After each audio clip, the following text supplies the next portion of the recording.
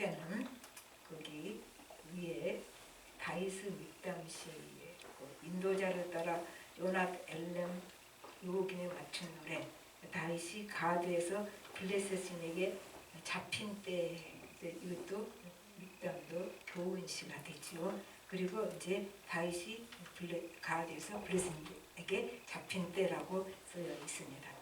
우리는 지금 다윗뿐만 아니라 모두가 어떤 두려움이 있고 공포심을 있습니다. 그거는 나중에 생긴 거 아니라 태어날 때부터 이제 공포심을 가지고 태어난 거지요. 그래서 미국의 가장 극심한 경제 불황 때, 그때 대통령으로 당선된 이제 프랭클린 루즈벨트가 이제 말을 할 때 미국이 당면한 문제가 경제가 아니다, 공포다, 그렇게 말을 했습니다. 그래서 우리가 들어야 할 가장 큰 적은 공포 그 자체다, 그렇게 말을 했습니다. 그러니까 그만큼 모든 사람들이 그 두려움과 공포에서 자유할 수 없다는 거죠. 그러니까 우리 마음속에는 내재적으로 두려움이 있고 공포심이 있기 때문에 외적인 상황이 그렇게 안 좋아지면 바로 그 공포심과 두려움이 나타나게 되는 거죠. 원래 없던 공포심과 두려움이 생긴 건 아닙니다. 그거는 우리가 죄인이기 때문에 우리 마음속에 두려움이 있는 거예요. 항상. 이제 우리가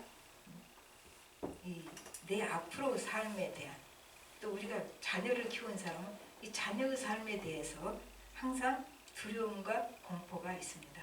쟤네가 잘 끝까지 살아낼 것인가. 또 우리 앞날에 대해서 우리가 자신할 수 있는 사람은 하나도 없습니다. 근데 우리가 우리 앞날에 대한 그 두려움과 공포, 또 가정에 대한 두려움과 공포를 어떻게 극복할 것인가, 그것을 이 본문이 다윗을 통해서 우리에게 가르쳐 줍니다. 근데 이제 본문에서 다윗이 블레셋인에게 잡힐 때 그랬습니다. 그러니까 다윗이 사울의 핍박으로 자기 나라 안에서는 도저히 숨을 곳이 없어요. 하도 샅샅이 뒤집어 다니니까. 그러니까 이제 원수인 가드왕 아기스에게 도망하여서 그 길어지니까 그냥 짧게 결국은 잡히게 된 거예요. 자기가 수를 썼지만. 근데 이제 그때 얼마나 두렵습니까? 조국에서도 자기는 있을 곳이 없고, 이제 원수한테 어떻게 좀 빌붙어서 의탁을 하려고 하는데 거기서도 이제 죽음 직전에 놓이게 됐죠. 그럴 때 하나님을 의지하고 하나님을 말씀을 찬송하니까 두려움이 떠난다고 말합니다. 여기 있어요. 4절에 내가 하나님을 의지하고 그 말씀을 찬송하였지라 내가 하나님을 의지하였은즉 두려워하지 아니하리니 혈육을 가진 사람이 내게 어찌하리까, 이렇게 말을 합니다. 그러니까 다윗이 이 공포를 이겨내는 가장 큰 첫 번째 방법이 뭐예요? 하나님 말씀을 찬송한 거예요. 그리고 하나님을 의지한 거예요. 그랬더니 두려움이 떠났다고 했습니다. 그러니까 하나님을 의지하니까 여기서 사람이 내게 어찌할 것인가, 그렇게 하죠. 그러니까 우리가 하나님을 의지하지 않으면 사람이 두렵습니다. 그러나 하나님을 의지하는 사람은 배짱이 새는 거죠. 사람이 어찌할 것인가. 여기서 혈육을 가진 사람이라고 나와요. 그렇죠. 혈육을 가진 사람은 육체가 있는 사람, 죽는 사람이죠. 그러니까 혈육을 가진 사람이 나를 어찌할 것인가. 그러니까 다윗이 이렇게 담대하게 말합니다. 이사야서 2장 22절에도 사람이 호흡이 그 코에 있다. 숨만 못 쉬면 사람은 죽지요. 그러니까 그걸 아주 간단하게 표현을 한 겁니다. 그래서 지금 다윗이 좋은 현실에서 지금 말씀 의지하고 찬양한 게 아니죠. 말씀과 현실이 완전히 거꾸로 가는 거예요. 말씀 따르고 현실 따르고 이 가는 상황에서 이제 말씀을 찬송을 하게 된 거죠. 그러니까 사무엘 선지자가 다윗에게 기름을 붓고 너는 반드시 이스라엘 왕이 될 것이라고 그렇게 말을 해줬어요. 그리고 후에 이제 사울 밑에서 군대 장관 되어가지고 전쟁마다 친 적이 없죠. 싸워서 이기니까 백성들이 사울은 천천히요, 다윗은 만만이라 이렇게 할 때 다윗이 이제 하나님 말씀이 곧 이루어지지 않을까 그런 기대를 가졌을 것 같아요. 자기가 사울을 내친다는 의미가 아니라 이렇게 되면 그렇게 될 수도 있지 않을까. 그런데 도대체 현실이 하나님의 약속이 이루어지지 않을 것 같은 상황이 된 거예요. 그리고 지금 이제 절망의 정점에 오도 가도 못하는 그 정점에서 하나님의 약속의 말씀을 의지하고 찬송을 하고 말씀을 찬양한다. 그 하나님 말씀 자체를 그렇게 찬송을 합니다. 그 말은 뭐가 있을까요? 하나님의 약속의 말씀은 하나님의 약속은 반드시 이루어진다는 믿음이 있으니까 그 말씀을 찬송을 했겠지요. 그러니까 흉한 소식이 들려와도 우린 보면은 좋은 소식보다는 나쁜 소식이 더 많이 들려오는 것 같아요. 대체적으로 세상이 험하니까. 근데 흉한 소식이 들려와도 내가 이해하지 못할 뿐이지 그게 하나님은 자신의 약속의 말씀을 이루시기 위해서 일하시고 계신다. 내가 모를 뿐이에요. 우리가 그 다 할 수 있는 존재가 못 되죠. 유한하니까. 그래서 하나님은 일하시고 계신다는 그 믿음이 우리가 있어야 돼요. 지금 나는 아무것도 할 수 없고 내 상황은 절망이다. 그러나 하나님은 나를 위해서 일하고 계신다. 그 믿음이 우리를 든든하게 만듭니다. 그 다음에 이제 7절부터 12절까지는 하나님이 나의 슬픔과 고통을 낱낱이 다 아신다. 그렇죠. 그러니까 나를 괴롭히는 사람들이 아무리 사악해도 하나님께서 내 형편과 나를 괴롭히는 사람들을 다 알고 계신다. 그게 우리에게 위로가 되죠. 내 억울한 상황, 이 힘든 상황 하나님께서 다 알고 계시고 저 사람들이 저렇게 악한 계략을 꾸미는 것도 하나님이 다 알고 계신다. 그게 아무도 몰라도 그게 위로가 되는 것이죠. 그리고 이제 8절은 재미난 구절이 있으니까 같이 봅시다. 나의 유리함을 주께서 계수하셨사오니 나의 눈물을 주의 병에 담으소서. 이것이 주의 책에 기록되지 아니하나이까. 이제 그렇게 말을 해요. 그러니까 이제 나가 유리함을 주께서 아신다. 유리는 뭐예요? 도망자고 신세로 이리저리 도망하는 게 유리하는 거죠. 그런데 그 날짜를 하나님께서 다 계수하고 계신다. 하나님 그렇게 계수하고 계시겠지요, 물론. 근데 우리 인간적인 표현을 다윗이 쓴 겁니다. 그만큼 낱낱이 알고 계신다는 얘기죠. 그리고 나의 눈물을 주의 병에 담아 넣으소서. 너무 힘드니까 내 고통 하나님께서 좀 알아주소서. 이제 그렇게 또 하소연을 합니다. 근데 지금 다윗이 도망 다닙니다. 그런데 이러지 않고 주를 정말 사랑해서 주님의 뜻이기 때문에 순종하려고 흘린 눈물, 주님 뜻 순종하느라고 흘린 눈물은 주께서 얼마나 기억을 하시고 계시겠어요. 그러니까 억울할 게 없는 거죠. 내가 주를 위해서 이 당한 고통 주님이 다 아신다. 그래서 우리는 억울할 것이 없는 거죠. 그리고 눈물을 병에 담아주셔서 그 말은 주께서 이 눈물을 씻어줄 날이 온다. 그런 말이 되죠. 근데 이 말씀을요, 우리는 자꾸 자기에게만 유리하게 적용을 하려고 해요. 그런데 사실은 나 때문에 다른 사람이 억울해서 하나님 앞에 눈물로 호소할 일이 있으면 어떻게 해요? 그럴 수도 있잖아요. 우리가 그걸 조심해야 돼. 나 마음을 아프게 하면 안 된다는 거죠. 하나님이 안 기뻐하시는 거죠. 남 상처 주고 마음 아프게 하는 거 하나님이 안 기뻐하신다. 그런 얘기가 되는 거예요. 그 다음에 이제 9절 한번 보십시다. 9절에 내가 아뢰는 날에 내 원수들이 물러가리니 이것으로 하나님이 내 편이심을 내가 아나이다. 그러니까 다른 거 다 빼고 하나님 내 편 그래요. 남 힘들게 하고 남 거 다 뺏어놓고 하나님 내 편. 그러니까 하나님 웃으실 것 같아요. 그럴 때는. 근데 지금 이 경우는 달라요. 그러니까 우리는 항상 반대도 생각해야 돼요. 남을 해치고 나서 하나님 내 편 그러면 하나님이 기가 막히다 그러실 거 아니에요.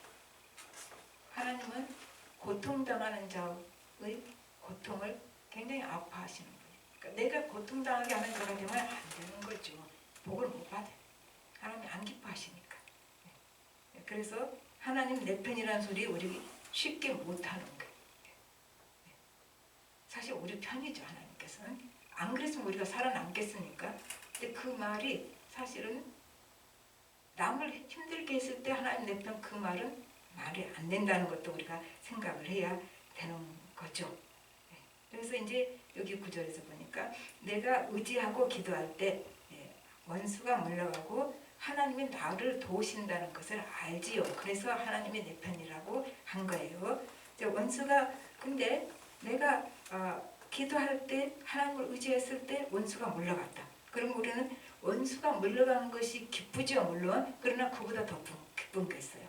원수가 물러감도 기쁘지만 그보다 더 기쁜 것은 나 같은 죄인의 기도를 하나님께서 들으셨다는 거. 그리고 하나님이 함께 하시고 이제 나를 돕는다는 것을 체험할 때, 그럴 때 우리 그 신앙에서 감동과 감격이 있습니다. 그래서 우리가 뭐라고 고백해요? 하나님 살아계시네. 그게 자기 심령 속에서, 마음 깊은 속에서 절로 나오는 거예요. 하나님 나 사랑하시네. 그게 심령 깊은 속에서 고백으로 나타나는 거죠. 실제 체험을 했으니까. 그러니까 기도 응답 받아서 해결된 거 기뻐. 그보다 더 기쁜 것이 하나님이 나 같은 죄인을 들으셨다는 거. 그게 더 기쁜 것이고, 하나님이 살아계신다는 걸 내가 체험했잖아요. 그래서 더 기쁜 것이고, 하나님 나를 사랑하신다는 것을 이때 체험하니까 그래서 그게 더 기쁜 거다. 기도 응답 받아도 그렇게 되는 거죠. 그 다음에 이제 11절에서는 하나님 의지하는 자는 사람이 해칠 수 없다. 다시 반복이 됩니다. 그러니까 해치려고 해도 하나님이 망하도록, 내가 망하도록 끝까지 그 사람 해치게는 안 하신다고 말해요. 어쩔 때는 해치게 허락을 하셔요. 내가 해를 당해요. 그러나 끝까지 이제 내가 해를 당해서 망하도록은 안 하시는 거예요. 하나님 거기서는 막으셔. 해를 당해서 고통당하고 기도하고 하시기도 하지만 마지막까지 내가 끝까지 해당하도록은 안 하신다. 하나님이 끼어들어서 막아버리신 거죠. 그렇게 못하도록. 그래서 하나님께 감사의 제사를 드리게 됩니다. 아주 유치한 예가 있어요. 어떤 분하고 저 동기였는데 오래전 얘기. 전화상으로 너무 말도 안 되는 소리를 해가지고 저를 짓밟아 버렸어요. 윽박지르고. 그래서 하나님, 내가 저를 불쌍히 여겨주세요. 저는 그렇게 기도하고 말았는데 그 사람이 나중에 그랬어요. 남 선생 참 하나님이 사랑하시대. 나 그 전화 끊자마자 갑자기 복통이 일어나서 방을 대걸대걸 굴어서 회개했다. 그러니까 너무 유치한 얘기지만 그렇게도 하신다 그 말이에요. 하나님께서. 그런 일도 우리가 일어나는 거예요. 말도 안 되는 유치한 얘기죠. 근데 실상 하나님은 그렇게도 하셔서 그 사람이 나를 더 이상 못했죠. 그 뒤로는 저 사람 내가 또 혼내고 해치고 괴롭혔다가는 내가 또 당하지 싶어서 못하더라고요. 그렇게도 하실 때도 있다 그 말이죠. 항상 그렇게 하겠습니까? 그럼 나는 항상 옳겠습니까? 그건 아니죠. 내가 잘못될 때도 있을 텐데 진짜 억울한 경우에는 그렇게라도 해서 막으신다 그 말이죠. 그래서 이제 이 기자가 하나님께 감사의 제사를 드립니다. 12절에. 그리고 이제 13절에 한번 보십시다. 주께서 내 생명을 사망에서 건지셨습니다. 주께서 나로 하나님 앞 생명의 빛에 다니게 하시려고 실족하지 아니하게 하지 아니하셨나이까. 이제 이게 마지막 결론이 됩니다. 그러니까 하나님께서 자기 앞에 우리를 세워놓으신다. 우리가 아이 키울 때 애가 크면 따라와 그렇지만 아주 어릴 때 어떻게 앞에 세워놓고 보잖아요. 애 볼 때 애 뒤에다 놓고 봐요. 앞에 놓고 보지. 그러니까 지금 우리를 하나님 앞에 세워놓으신 거예요. 그러니까 우리가 하나님 앞에 예배자로 서 있는 거죠, 사실은. 그래서 하나님이 사망에서 우리를 건지셨다 이렇게 기자가 고백을 하고, 그리고 나 이제 너 사망에서 건졌으니까 예수 믿고 구원받으니까 됐어. 네 멋대로 살아라. 네가 네 알아서 네 앞길인 대로. 그렇게 안 하신다 그 말이죠. 구원하시고 사망에서 건져주시고 그리고 생명의 빛에 다니게 하시려고 이제 생명의 빛에 다니게 하시려면 어떻게 해야 돼요? 우리가 죄의 덫에 걸려 넘어지면 안 되잖아요. 그러니까 죄의 덫에 걸려 넘어지지 않도록 우리를 지켜주신다. 그래야 우리가 생명의 빛으로 빛 가운데 다닐 수 있기 때문에 그렇죠. 그래서 미리 죄 짓지 않도록 우리를 막아주시는 거예요. 미리 큰 고난 있을 때 그렇게 되지 않도록 막아주신 거죠. 그러니까 때로 우리가 가겠다고 기도를 해도 못 가게 막아버리죠. 그 길로 가는 건 아니니까. 죄 지을 수 있는 길이니까 막아버리죠. 또 이루어지게 해달라고 기도를 했는데 일이 안 되게도 하시고. 이게 왜 그렇게 해요? 좋으신 하나님이 나를 사랑하시는데 내가 넘어지지 않도록 미리 나를 지켜주시는 거예요. 그리고 내 앞에서 돌멩이를 치워주신 거예요. 바실레아 슈링크라고 그 독일 개신교 수도원을 지은 사람이 있어요. 그 사람이 그랬어요. 사람들은 앞에 큰 바위에 넘어지었을 때 하나님이 건져주시면 감사한데 앞에 있는 돌멩이 다 치워서 안 넘어지게 한 거는 감사 안 한다. 우리 일상의 삶이 사실 하나님께서 우리 앞에 돌멩이를 계속 이렇게 치워주셨기 때문에 이만큼 죄의 덫에 안 걸리고 살아남은 거예요. 그래서 우리는 범사에 감사하는 것이 거기서 나온 거죠. 뭐 감사할 일 있어요? 있지요. 내가 지금 앞 돌멩이를 하나님께서 치워줘서 안 넘어졌잖아요. 그러니까 일상의 삶을 내가 영위할 수 있는가? 매 순간순간을 내가 이렇게 살아있는 거, 이게 감사한 거죠. 하나님께서 나를 보호해 주셔서 나를 지켜주셔서 이게 가능했으니까 그렇다 그 말이죠. 이제 그래서 우리가 뭘 하냐면 그때 나를 그대로 두었으면 큰일 날 뻔했다. 그런 일 많아요. 더 살아보면 여러분 아십니다. 그때 내가 그대로 가도록 하나님 나를 뒀다면 그럼 내가 어떻게 됐겠냐. 하나님 그때 나를 막았어. 그리고 거기서 건져두셨어요. 나는 알지도 못했죠. 근데 나중에 보니까 하나님께서 나를 많이 막아주시고 지켜주시고 생명의 빛 가운데로 다니도록 인도하여 주셨다. 이걸 우리가 압니다. 그러니까 매 순간순간 하나님의 그 인도에 민감한 사람. 그러면 매 순간이 기적이고 우리 삶이 다 기적인 거예요. 그리고 우리 삶의 매 순간순간이 감사하고. 우린 기적으로 사는 사람인데 우린 기적이 없는 줄 알아요. 일상은 당연한 것이고 기적을 베풀어 주시옵소서. 그기도 응답할 때 그렇잖아요. 바랄 때. 근데 우리 일상의 삶이 기적이다. 하나님께서 우리를 지켜주시는 거다. 참 많은 걸 우리가 막아주시고 지켜주시고 죄지지 않도록 해서 이 생명의 빛 속에 있도록 해주셨다. 그 말이죠. 때로는 내 고집대로 가도록 또 내버려 두셔요.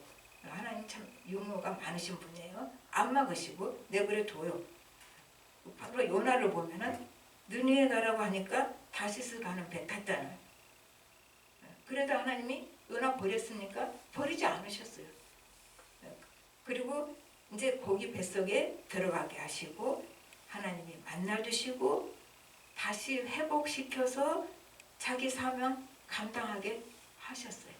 좀 엉터리로 감당했지만 어쨌든 하나님은 때로는 내가 길을 기어코 그 길을 가겠다고 하면 버려두신다.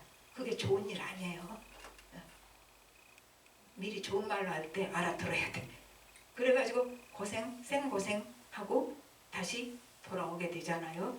그러니까 하나님 뜻이 아닌 것 같을 때는 빨리 돌아서야지 기어코 고집대로 가면 고생 좀 하고 돌아서게 됩니다. 그러나 그렇다고 하나님이 버리시는 것은 아니다. 그 말이죠. 그게 하나님은 끝없는 사람이에요. 끝없는 사람. 못 말리는 사람. 하나님 앞에 서 있는 것은 하나님의 생명은 원천이시니까 우리가 생명의 빛 앞에 서 있는 거지요. 내가 하나님 앞에 서 있을 뿐만 아니라 나만 하나님 앞에 서 있어요? 아니죠. 내 인생 전체가 하나님 앞에 서 있어요. 항상 그 기도를 우리가 하죠. 나를 지켜주시고 내 인생을 지켜주시고 내 삶을 지켜주시고 그거는 나뿐만 아니라 내 인생 전체가 하나님 앞에 서 있기 때문에 그렇다고 말이죠. 그래서 생명의 빛이 우리를 비춰주니까 우리 영혼이 늘 새롭게 소성되고 소망이 생기고 내 삶에 그 하나님의 빛을 우리가 느끼면서 그 빛 때문에 앞으로 나아갈 수 있는 힘을 얻고 나아가게 되는 거다. 그 말입니다. 예, 말씀을 맺어봅시다. 하나님을 의지하는 자는 뭘 의지해요? 하나님 말씀을 신뢰하는 자예요. 이거 떠나가고는 안 돼요. 엉뚱망치도 않게 신뢰하는 거 아니에요. 말씀을 신뢰하는 자고 이제 아직 이루어지지 않은 말씀 그 말씀이 그 말씀의 현실이 완전히 거꾸로 완전히 거꾸로 가도 그 말씀을 신뢰하고 찬송을 하는 것이 하나님을 의지하는 자가 하는 일입니다. 그리고 절망적인 상황에서는 그래서 더욱 의지하죠. 절망적인 상황에서는 내 힘으로는 아무것도 할 수 없으니까. 그러니까 절망적인 상황에서는 더욱 의지하고 그리고 이제 내 모든 이 사정, 내 깊은 이 한숨, 아무도 모르는 눈물 주님께서 아신다는 것을 우리는 믿는 겁니다. 그게 하나님 의지하는 자예요. 그리고 또 중요한 것, 주께서 아실 뿐만 아니라 내 눈물 이런 거 아실 뿐만 아니라 내가 곧 아시면서 구경만 하셔요? 아니죠. 내가 고통당할 때 주께서 그곳에 함께 계셔서 나와 함께 고통받고 계시는 거예요. 이게 무서운 현실입니다. 그리고 하나님이 내 고통을 보시고 당하시는 그 하나님의 고통은요, 내 고통보다 더 큰 거예요. 왜요? 하나님이 나보다 나를 더 사랑하시기 때문에. 하나님이 내 고통을 보시면서 정말 크게 고통을 당하는 거죠. 그리고 그 고통을 우리가 알게 해주시는 거죠. 영적으로 성령님이 깨닫게 해주는 거죠. 네 고통 때문에 하나님은 더 고통받고 계신다. 더 슬퍼하고 계신다. 더 아파하고 계신다. 실제적으로 그걸 우리가 느끼게 해주십니다. 이게 성령의 역사예요. 그러면 이 크신 하나님의 은혜 앞에서 하나님 내 고통 보시고 나보다 더 아파하시네? 이 상황 앞에서 이제 하나님이 주시는 기쁨과 감사가 있죠. 이 은혜가 고통 가운데 내게 임했을 때 이 은혜의 물결이 내 마음을 확 휩쓸고 가면은 상처, 미움, 그거 아무것도 아니에요. 주님이 나 때문에 나보다 더 아파하시는데 거기서 자유하게 됩니다. 상처에서 자유, 미움에서 자유, 또 현실 상황과 이 세상 것에서 내가 많이 이렇게 자유해 줄 수가 있는 것이죠. 그럴 때는 이미 고난이 아니게 됩니다. 그리고 하나님이 이렇게 우리에게 자유를 주실 때, 이렇게 우리가 이렇게 자유하게 됐을 때 그 하나님의 깊은 사랑을 체험하고 자유해졌을 때 그 자유 속에는 하나님 주신 내적인 힘이 있어요. 그걸 우리는 성령의 힘이라고 해도 괜찮아요. 어쨌든 우리 속에 내적인 힘이 있어서 이제 하나님 주신 내게 주신 모든 달란트 능력이 억압에 억눌리지를 않고 온전히 발휘될 수가 있는 거예요. 우리 하나님 주신 달란트가 있고 능력이 있어요. 근데 그 온전히 발휘되는 사람이 거의 없지요. 또 극히 드물지요. 이렇게 여러 가지 상황 때문에 우리가 내적인 힘을 잃어버려서 내게 주신 능력과 달란트가 온전히 발휘가 되지 않는 거예요. 그래서 내가 해야 할 일도 해낼 수가 없고 견뎌내야 할 일도 견뎌낼 수 없고. 그러나 우리가 하나님 주신 이 참된 자유를 누릴 때, 이 세상 것에서 자유해졌을 때, 현실에서 자유해졌을 때 그 하나님의 사랑이 나로 이렇게 붙들고 있음을, 안고 계심을 체험했을 때 그 자유 속에서는 어떤 일도 내가 해야 할 일이면 하나님이 하라고 하신 일이면 해낼 수 있어요. 그리고 내가 견뎌야 할 일이라면 못 견뎌낼 것이 없습니다. 다 견뎌낼 수 있어요. 그건 하나님이 내게 주신 능력이고 힘이기 때문에 그렇습니다. 이제 이 시 마지막에서 다윗이 깨달은 게 뭡니까? 자신이 아기스 왕 앞에 서 있는 것이 아니고 사울에게 포위되어 있는 것이 아니고 하나님 앞에 서 있는 것을 알잖아요. 하나님 앞에 있는 것을. 마찬가지입니다. 내게 닥친 어려운 일 앞에서 그 일 앞에 나를 세워놓지 마십시오. 제발. 내 일 앞에 나를 세워놓지 말고 하나님 앞에 서 있는 내 자신과 내 자신의 인생을 보십시오. 다 같이 기도하겠습니다. 하나님 아버지, 주님의 나라를 감사를 드립니다. 우리는 어려움 앞에 서 있는 것이 아니라 영의 눈이 띄어지면 성령이 우리에게 가르쳐 주시면 하나님 앞에 내가 서 있고 하나님 앞에 내 인생이 서 있다는 것, 내 모든 상황이 하나님 앞에 서 있다는 것을 우리가 알게 됩니다. 우리에게 이 은혜를 베푸사 하나님 앞에 서 있는 자로서 하나님 주시는 그 용기와 하나님 주시는 힘과 능력으로 모든 것에서 자유해서 하나님이 원하시는 삶을 살아갈 수 있도록 역사해 주시옵시고 부살펴 주시옵시고 힘 주시옵소서. 모든 말씀 예수님으로 기도합니다. 아멘.